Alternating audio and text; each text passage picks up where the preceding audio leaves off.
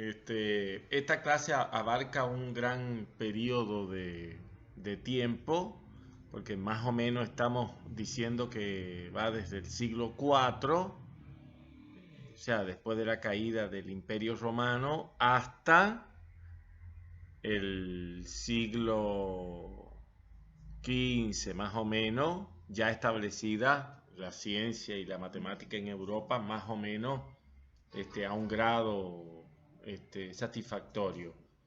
Y vamos a pasar por los árabes, en realidad China y la India, que serían sociedades contemporáneas o civilizaciones contemporáneas con esta. Ya nosotros las vimos antes en las otras conferencias. Lo que pasa es que los árabes tienen una particularidad y es que fueron matemáticos bastante importantes. Bueno, si bien les dije que es un gran periodo, este, no todas las filminas les voy a comentar. Por ejemplo, acá estamos hablando del Imperio Romano, que se divide en dos partes, el Imperio Romano del Oriente y el Imperio Romano de Occidente. El Imperio Romano de Oriente duró hasta la Primera Guerra Mundial, pero el Imperio de Occidente sí cayó muy pronto. Lo más, digamos, uno de los detalles más importantes es importante desde el punto de vista de la ciencia y la matemática, es la abolición de todas las religiones paganas, para el cristianismo obviamente, en las tierras del imperio, con lo cual la civilización griega y todo lo relacionado con las otras civilizaciones sufrieron un duro golpe. Cuando hablé de los incas les comenté que la civilización incaica solo había sido superada por la romana en cuanto a construcción de camino. Y esto tenía un sentido esencialmente militar, en el caso de la civilización inca porque necesitaba el emperador estar comunicado todo el tiempo, en el caso del imperio romano porque necesitaban mover sus tropas con facilidad y rapidez de un punto a otro. Ellos tenían legiones, digamos, sentadas en distintos puntos de Europa y de Asia, entonces para moverlas rápidamente de uno a otro necesitaban buenos caminos. Y otra de las cuestiones importantes que dejaron los romanos fueron los acueductos. Incluso todavía se usan acueductos de los tiempos de los romanos, con lo cual desde el punto de vista ingenieril fueron obras muy importantes.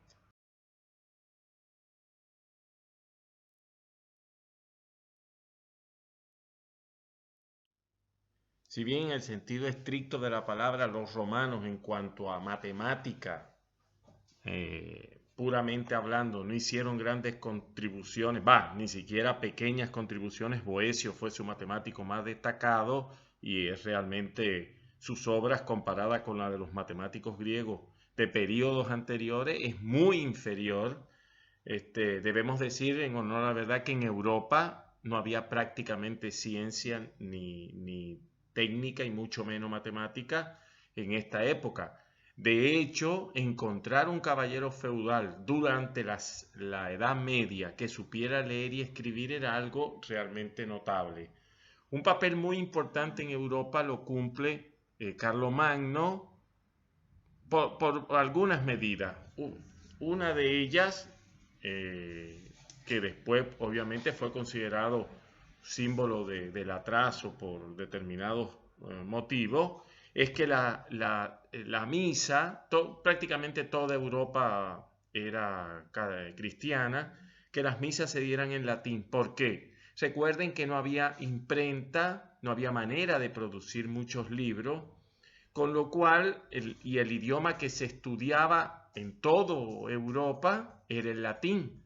¿Por qué se estudiaba? Porque todos los curas y los monjes y todo el mundo estudiaba latín, con lo cual era el idioma, para decirlo de una manera, internacional de ese momento, y por eso es que él mandó a imprimir los himnarios y las Biblias en latín y que dieran las misas en latín, porque era el idioma común de toda Europa. Él hizo mucho por la cristiandad en Europa y además por la educación. ideó las escuelas anexas a las catedrales, que de hecho después se convirtieron en las universidades catedralicias, y es el que más hizo por la cultura europea y la ciencia, mucho más hasta el siglo XII o XIII, nadie superó a Carlomagno.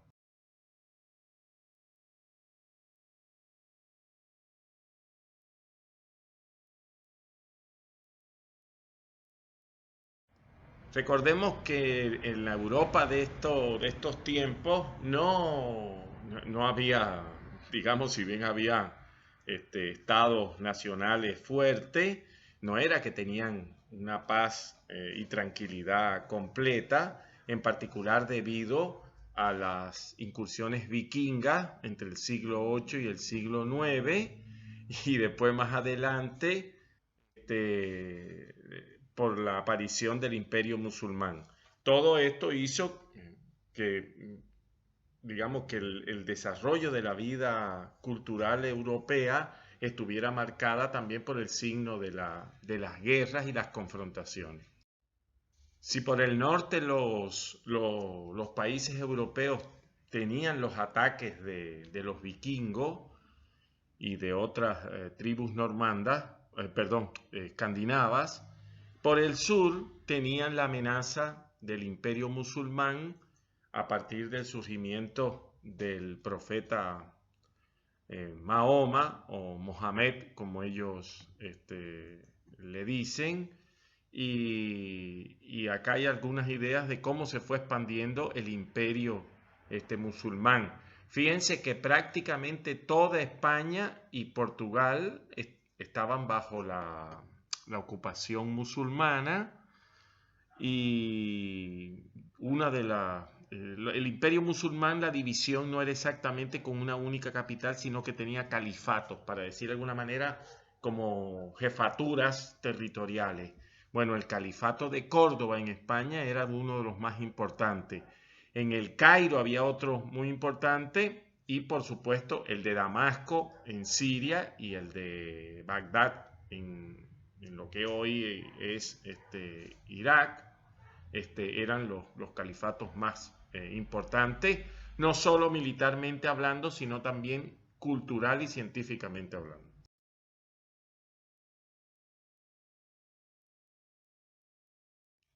Si comparamos el desarrollo de la ciencia musulmán con la ciencia y la técnica europea contemporánea, realmente les digo que la diferencia es abismal. Lo que se aprendía en Europa en la formación, para decirlo de alguna manera, superior, era prácticamente nada si lo comparamos con las casas de la sabiduría que existían en el imperio musulmán.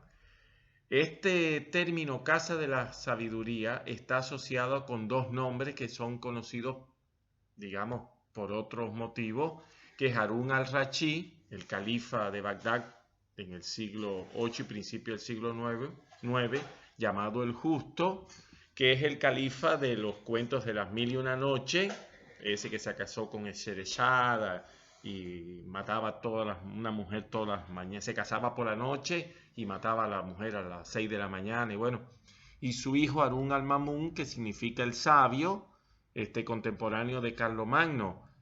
En estas casas de la sabiduría había bibliotecas, observatorios astronómicos, digamos, todas las aulas, todas las instalaciones que más o menos uno puede considerar natural o normal en una universidad. En el caso de Europa no había una institución parecida, porque todo lo que se aprendía se estudiaba bajo la tutela de monjes o de conventos o cosas por el estilo.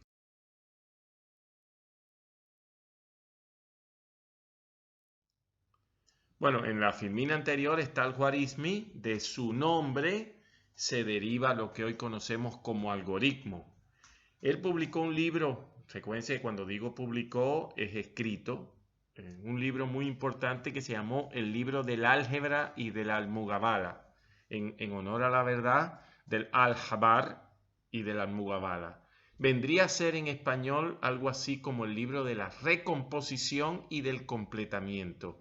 Fíjense que la gente que atendían los huesos en la Edad Media, es decir, cuando te quebrabas un hueso, que te ponían una tablilla, lo que sea, se llamaban algebristas, es decir, recomponían la rotura. Y esa es la idea del álgebra.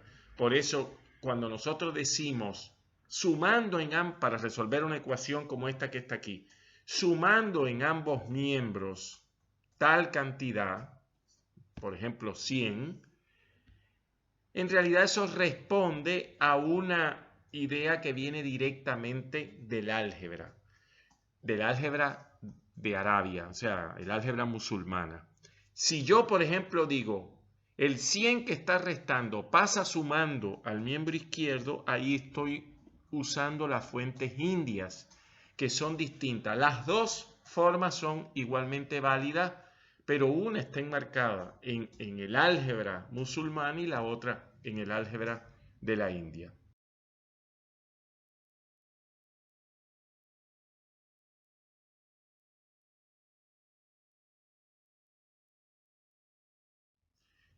Bueno, muchos investigadores de historia de la matemática han tratado de subestimar los aportes de la matemática árabe a la matemática actual y a la ciencia en general.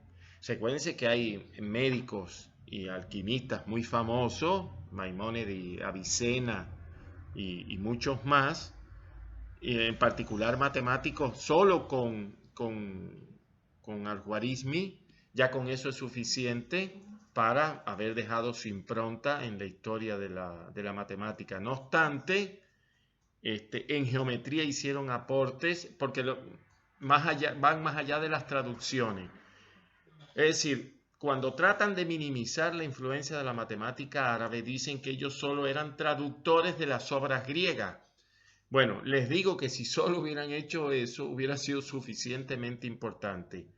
A nosotros nos han llegado muchas obras de la matemática griega gracias a que ellos las tradujeron al árabe para poder estudiarlas. Es decir, ya solo con eso su obra es importante. Y ni hablar de todas las otras cosas que les estoy comentando, señalando aquí en esta filmina.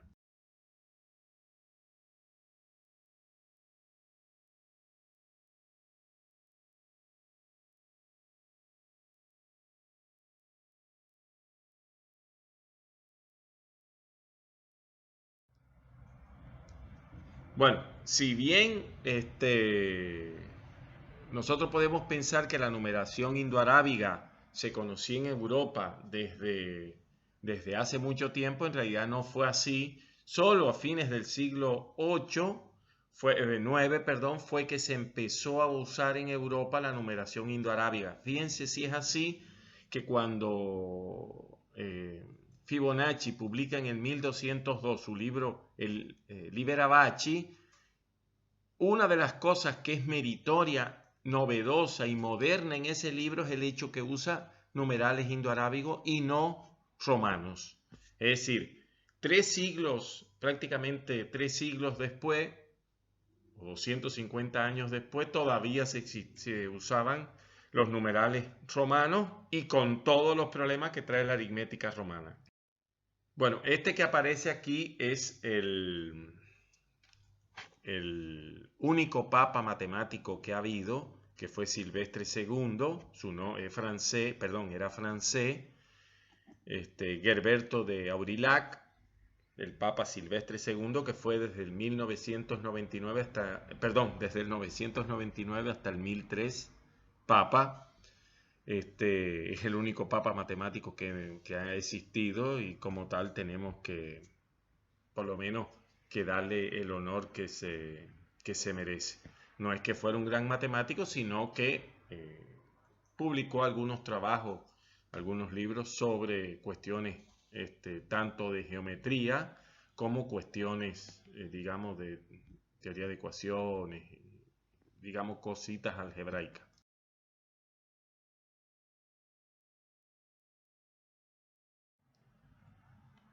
Bueno, en este mapa vemos, antes de lo que fueron las cruzadas, el estado de de cómo eran las divisiones, para decirlo de alguna manera, más que políticas religiosas en Europa.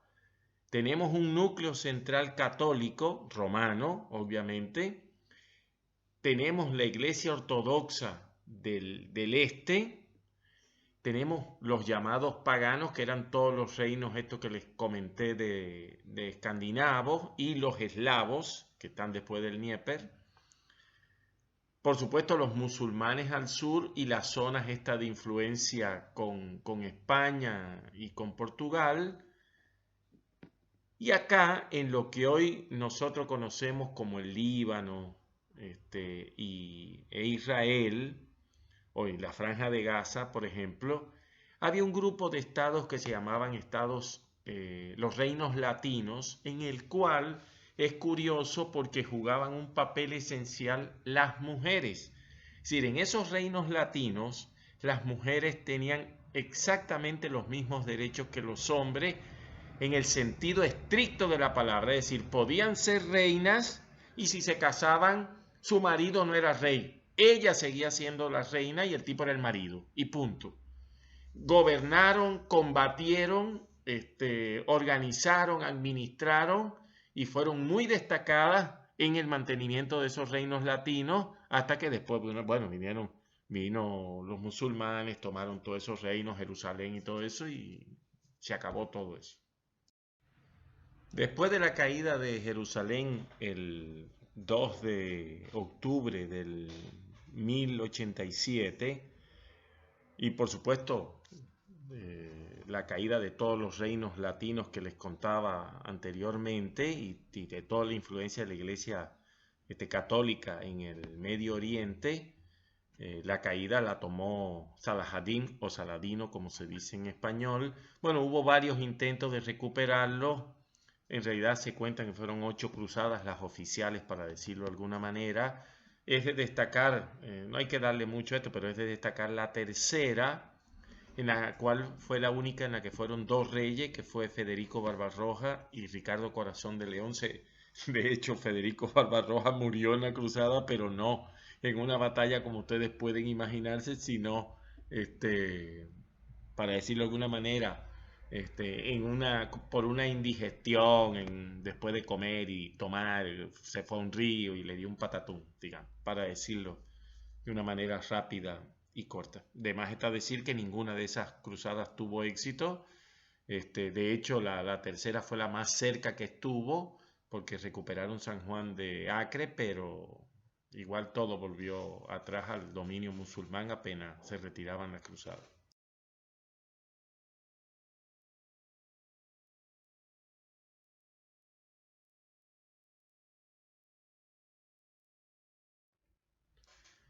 Bueno, mientras los europeos estaban enfrascados, los europeos occidentales, digamos, en su conflicto con la recuperación del Santo Sepulcro, en el centro del Asia, en las estepas mongolas, surgía un nuevo peligro que eran precisamente los mongoles dirigidos por Genghis Khan. Lo curioso de estas campañas es, bueno, toda la influencia que tuvo en la época posterior de Europa y de Asia, las conquistas mongolas, que unificó un territorio inmenso. Por supuesto, lo primero que hicieron fue tomar a la China.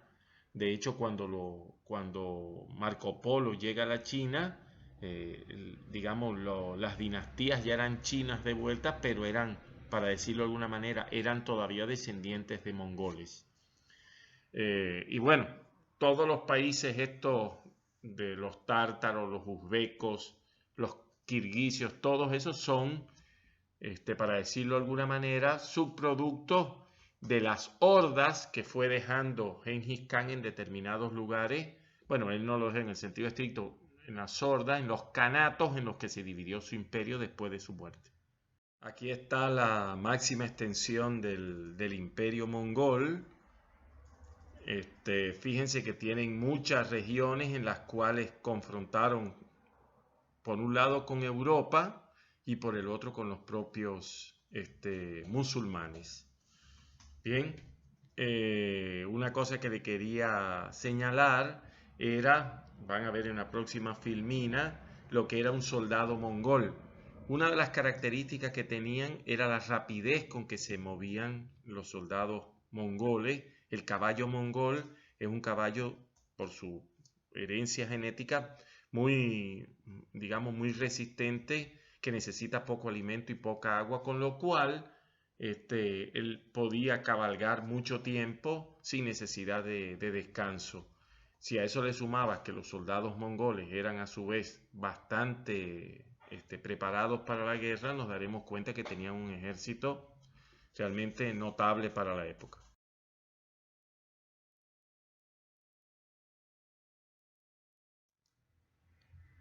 Eso que tienen en esta filmina es la Academia Yuelu, que es la que hoy se llama la Universidad de Yunnan. Es considerada el centro de educación superior más antiguo que todavía funciona. En sus comienzos incluso discípulos de Confucio estudiaron en ella, con lo cual eso ya le da un realce desde el punto de vista religioso y místico bastante importante, al margen de las cuestiones científicas que pudieron generar en su época. Esta que está aquí es la mezquita de Al-Azhar, que más tarde se convirtió en universidad y que también le disputa a las universidades italianas, sobre todo, el hecho de ser las más antiguas del mundo. Como les comentaba, fue la escuela de medicina más importante, digamos, antes del siglo X y un poco después en todo el mundo.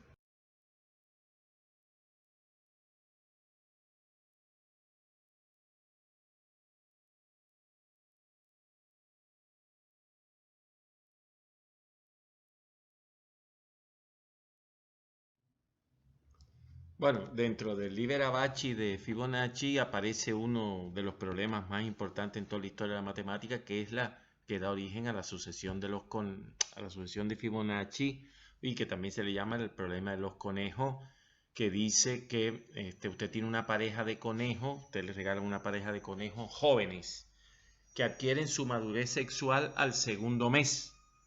Es decir, que ya pueden parir una pareja de conejos que obviamente van a tener que esperar 2 meses para poder a su vez tener una pareja y así sucesivamente. Esa es la regla que tienen que cumplir todas. Es decir, son jóvenes y tienen que esperar 2 meses para adquirir su madurez sexual y con eso poder tener descendencia, que es una pareja más. Y así sucesivamente. El problema pregunta, ¿cuántas parejas vamos a tener al primer año? El problema en realidad es ficticio porque obviamente no incluye muertes de conejo y todo el mundo sabe que eso tiene que pasar. También les voy a dejar un material adicional para que vean información sobre la sucesión de Fibonacci, el número de oro que está relacionado con ella, la espiral, etcétera, etcétera, otros materiales que espero les guste.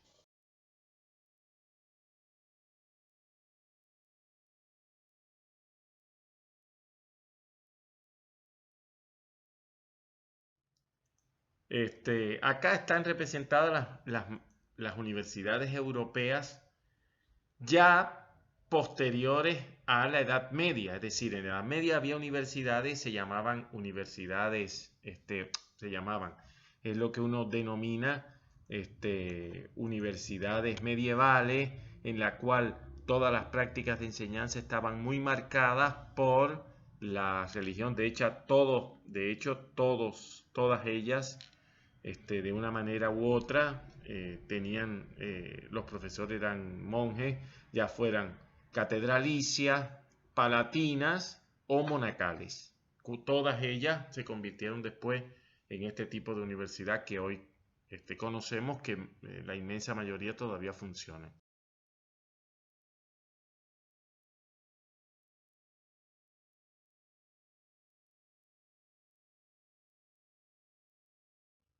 Dentro de los pintores del Renacimiento, obviamente está esta pintura de Rafael que ya hablamos cuando el periodo de la alejandrino, de la matemática griega, que si bien tiene muchas dificultades históricas, es una obra de arte fenomenal.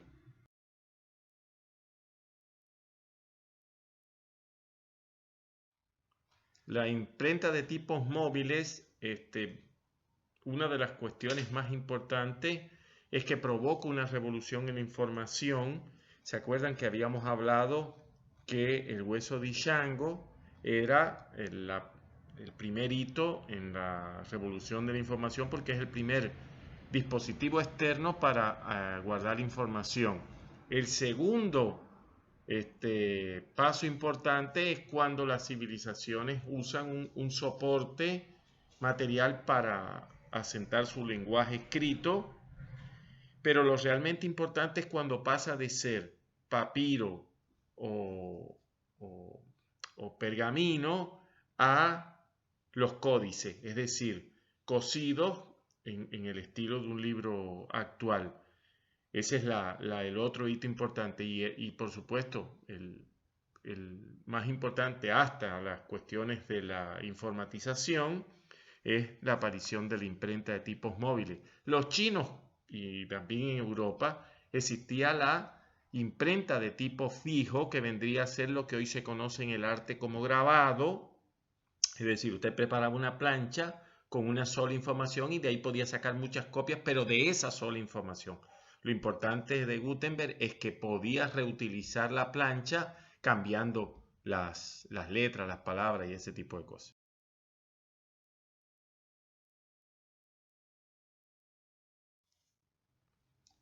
Dentro de los algebristas italianos que marcan el comienzo del Renacimiento europeo, obviamente que ocupa un lugar destacado las investigaciones relacionadas con la solución de las ecuaciones de tercer y cuarto grado. Ustedes saben que después se demostró que no existían fórmulas cerradas para ecuaciones de orden 5 para arriba, o sea, en forma de radicales, y esto, bueno, provocó muchas peleas en el sentido estricto de la palabra.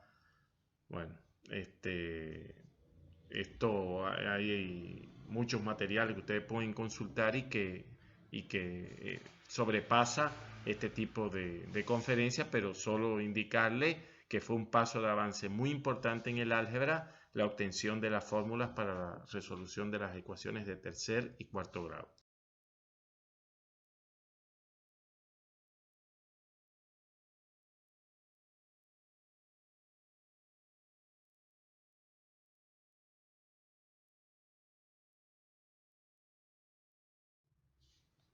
Bueno, el papel de Copérnico, Kepler, en primer lugar debemos entenderlo como matemáticos que establecieron determinados marcos que hicieron posible el futuro desarrollo de la matemática que incluye aún el actual. Por ejemplo, Copérnico, todo lo que nosotros entendemos como el sistema solar, el sistema heliocéntrico, en realidad es debido a la difusión de su obra sobre las órbitas de los cuerpos celestes. Esa obra fue muy importante, fue después condenada por la iglesia, puesta en el índice de los libros prohibidos, todo ese tipo de cosas. En realidad él usa ideas de Aristarco de Samos, de que la Tierra no es el centro del sistema solar y mucho menos del universo, y lo hizo basado en sus observaciones astronómicas. Con este mismo estilo, con observaciones astronómicas, Kepler logra formular sus leyes, que son de una grandeza a veces tan subestimada, que sin ellas probablemente las leyes de Newton no hubieran tenido lugar para aparecer porque no tenían una base. Descartes y Fermat, por un lado, el soporte de la geometría euclidiana, perdón, de la geometría analítica, y por el otro, tanto el desarrollo de esta como las bases del cálculo diferencial integral, todo lo cual posibilitaron que Galileo tuviera una base matemática sólida para poder escribir sus resultados científicos, que vamos después a terminar con él, pero relacionados todos con lo que hoy se conoce con el término de mecánica celeste.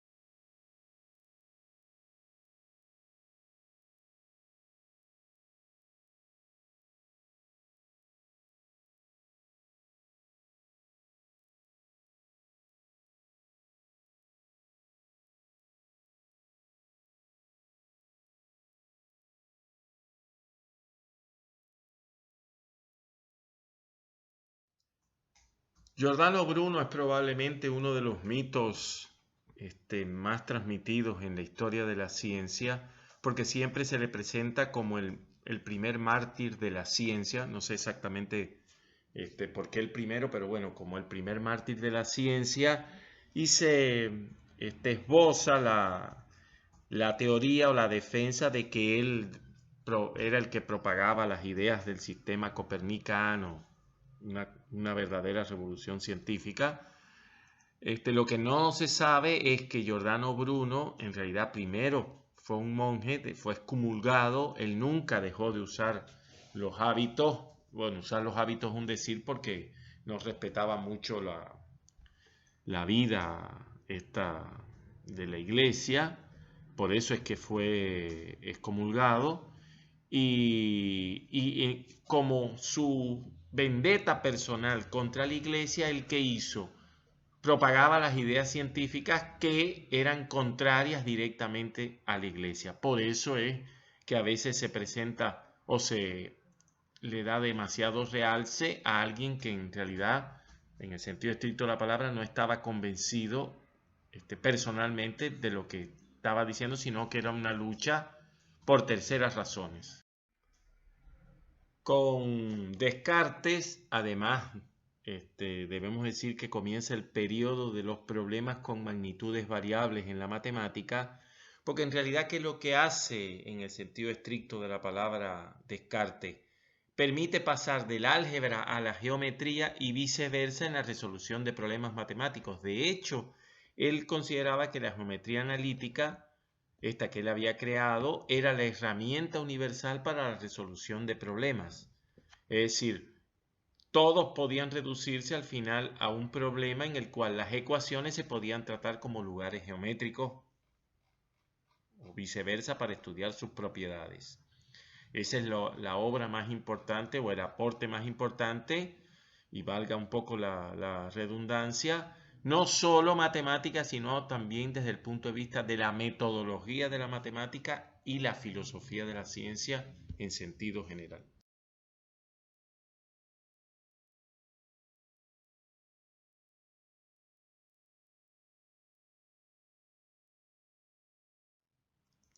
Si bien Fermat hizo aportes esenciales al desarrollo de la geometría analítica y al surgimiento del cálculo diferencial integral como conocemos en el día de hoy, probablemente su nombre es más famoso por lo que se conoce como el último teorema de Fermat.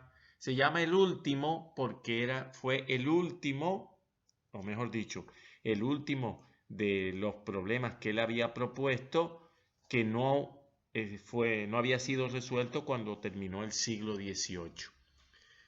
Y en realidad lo que dice sencilla y llanamente el problema es que la ecuación x a la n más y a la n igual a z a la n no posee soluciones para enteros no ceros x y z si n es un entero mayor que 2. En otras palabras, esa ecuación, todo solo tiene soluciones en entero para nuestro conocido teorema de Pitágoras. Bueno, demostrar el teorema de Fermat llevó más de 200 años. La demostración fue presentada en julio de 1993 en el Instituto Newton de la Cambridge University en Inglaterra por este matemático inglés Andrew Wiles, y de hecho lo catapultó a la fama en todo sentido, o sea, desde el punto de vista financiero y desde el punto de vista matemático.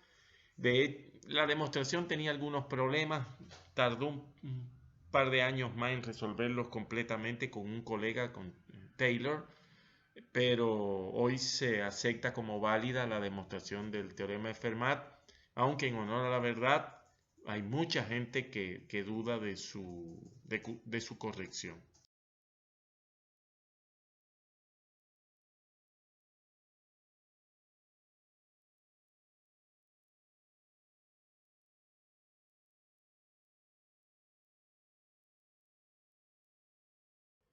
Bueno, mucho se ha dicho de Galileo, considerado el padre de la ciencia moderna. ¿Y por qué es catalogado así? En primer lugar, porque es el primero que utiliza la experimentación científica como modo de producción de conocimientos verdaderos.